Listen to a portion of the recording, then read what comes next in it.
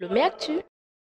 COP 28 à Dubaï. Ce que vous devez absolument savoir sur cet événement mondial. Après une année marquée par des records de chaleur et des événements climatiques extrêmes, la COP 28 rassemble près de 200 pays à Dubaï pour rechercher une réponse universelle à une crise tout aussi mondiale.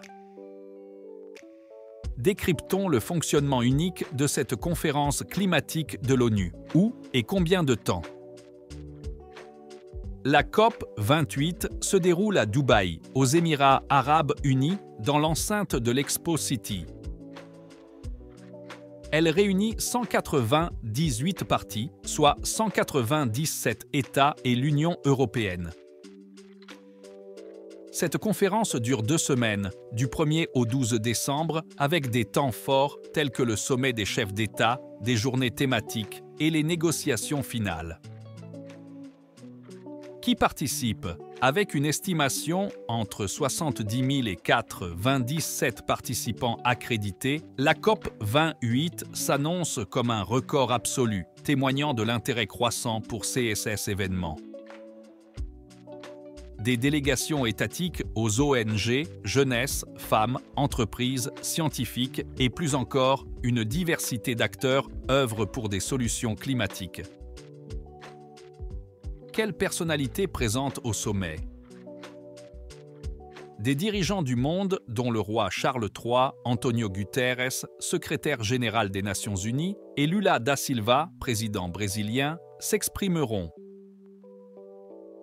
Emmanuel Macron préside plusieurs événements, tandis que le pape François et Joe Biden ont annulé leur présence. Des rencontres clés sont prévues, notamment avec le président ukrainien Volodymyr Zelensky.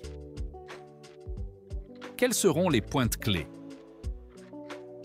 Les enjeux majeurs de négociation incluent le bilan mondial, l'avenir des énergies fossiles et le financement du combat climatique.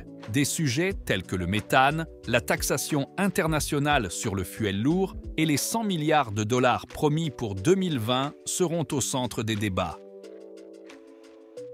À quoi faut-il s'attendre? La COP 28 est cruciale, marquant 7 ans après Paris et 7 ans avant les objectifs climatiques de 2030. Les défis incluent le nouveau fonds pour compenser les pertes climatiques, les énergies renouvelables et la présence controversée du président de la compagnie pétrolière en tant que président de la COP. Pourquoi cette COP suscite-t-elle la polémique? La présidence de la COP 28 par le dirigeant d'une compagnie pétrolière suscite des inquiétudes quant à un potentiel conflit d'intérêts. Appelée la COP des fossiles, des craintes persistent quant à l'influence des lobbies des hydrocarbures dans les négociations. La COP 28, moment charnière, exige des avancées concrètes pour répondre aux défis climatiques mondiaux.